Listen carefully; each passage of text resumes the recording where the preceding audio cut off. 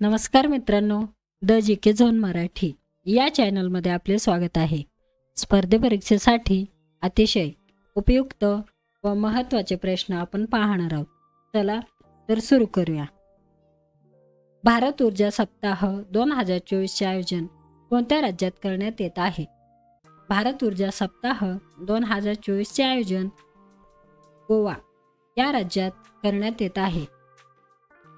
गुजरात राज्यातील सौराष्ट्र क्रिकेट स्टेडियमचे नाव बदलून कोणाचे नाव देण्यात आले आहे? गुजरात राज्यातील सौराष्ट्र क्रिकेट स्टेडियमचे नाव बदलून निरंजन शहा यांचे नाव देण्यात आले आहे। कस्टेड अपोलो या जातीचे फुलपाखरू देशात पहिल्यांदाच कोणत्या राज्यात आढळून आले आहे? कस्टेड अपोलो हे फुलपाखरू हिमाचल प्रदेश या राज्यात आढळून आले आहे। देशातील पहिल्या डिजिटल राष्ट्रीय संग्रहालयाची स्थापना कोणत्या राज्यात होणार आहे? देशातील पहिल्या डिजिटल राष्ट्रीय संग्रहालयाची स्थापना तेलंगणा या राज्यात होणार आहे। भारतामध्ये रेल्वेचे डबे बनवण्याचा कारखाना खालीलपैकी कोठे आहे? भारतामध्ये रेल्वेचे डबे बनवण्याचा कारखाना कपूरथळा येथे आहे। भाभा ॲटॉमिक रिसर्च सेंटर खालीलपैकी कोणत्या शहरामध्ये आहे? Bhabha atomic research centre Mumbai या शहरामध्ये आहे। संपूर्ण भारतीय बनावटीचा पहिला रणगाडा खालीलपैकी कोणता आहे? संपूर्ण भारतीय बनावटीचा पहिला रणगाडा विजयंता हे आहे। कॉफीमध्ये खालीलपैकी कोणते अपायकारक द्रव्य असते? कॉफीमध्ये कॅफीन या प्रकारचे अपायकारक द्रव्य असते। झिंक फॉस्फाईड हे खालीलपैकी काय आहे? झिंक फॉस्फाईड हे कवकनाशक आहे। पचनक्रियामध्ये स्टार्चचे रूपांतर कोणत्या पदार्थात होते? पचनक्रियामध्ये स्टार्चचे रूपांतर ग्लुकोज या पदार्थात होते। ताप ही कोणत्या प्रकारची राशी आहे? ताप ही आदिश या प्रकारची राशी आहे। झेंडा सत्याग्रह हा खालीलपैकी कोणत्या वर्षी झाला?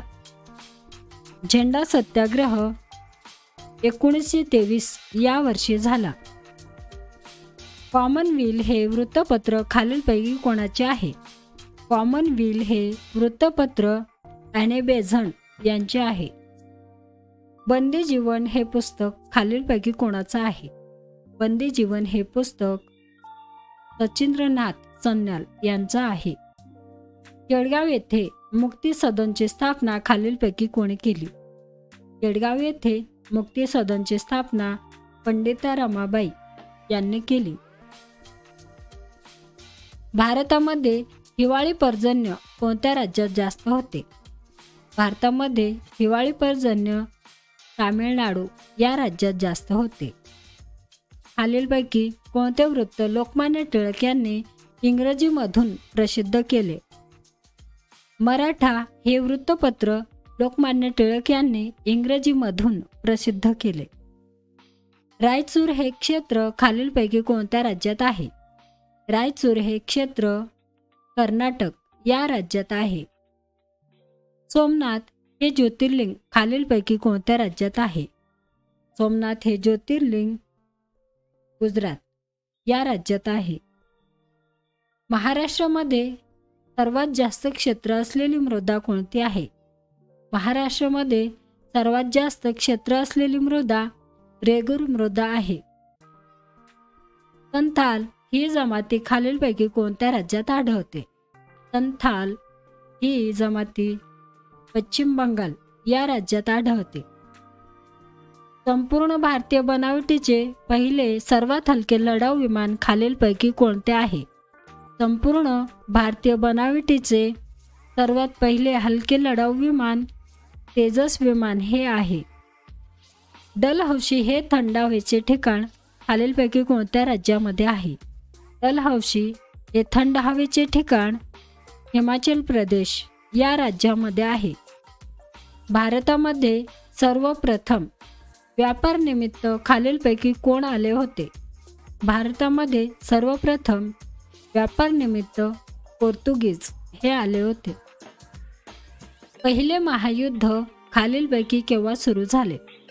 पहिले महायुद्ध 1914 या वर्षी सुरू झाले. छत्रपती शिवाजी महाराजांनी सर्वात प्रथम कोणता किल्ला जिंकला? छत्रपती शिवाजी महाराज यांनी सर्वप्रथम तोरणा किल्ला जिंकला. इन्क्लाब जिंदाबाद हा नारा खालीलपैकी कोणी दिला?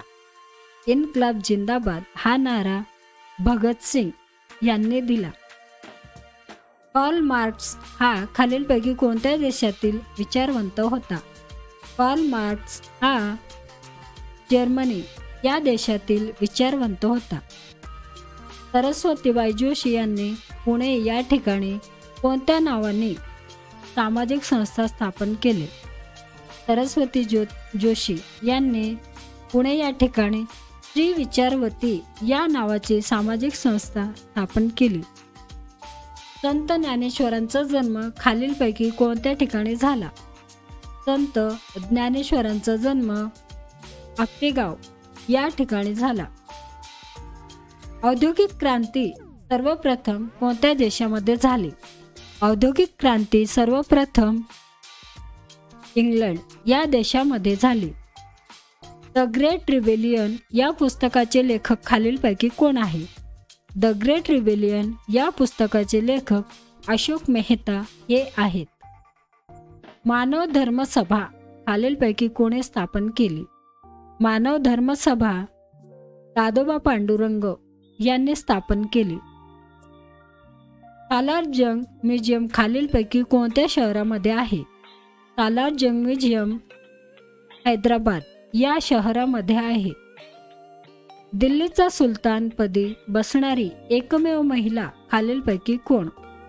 दिल्लीच्या सुलतानपदी बसणारी एकमेव महिला ताजिया सुलतान होत्या. देवीची लस खालीलपैकी कोणत्या शास्त्रज्ञाने शोधून काढली होती? देवीची लस एडवर्ड जेन्नर या शास्त्रज्ञाने शोधून काढली होती. मित्रांनो, चॅनल आवडला असेल तर प्लीज सबस्क्राईब करा, व्हिडिओला लाईक करा. धन्यवाद.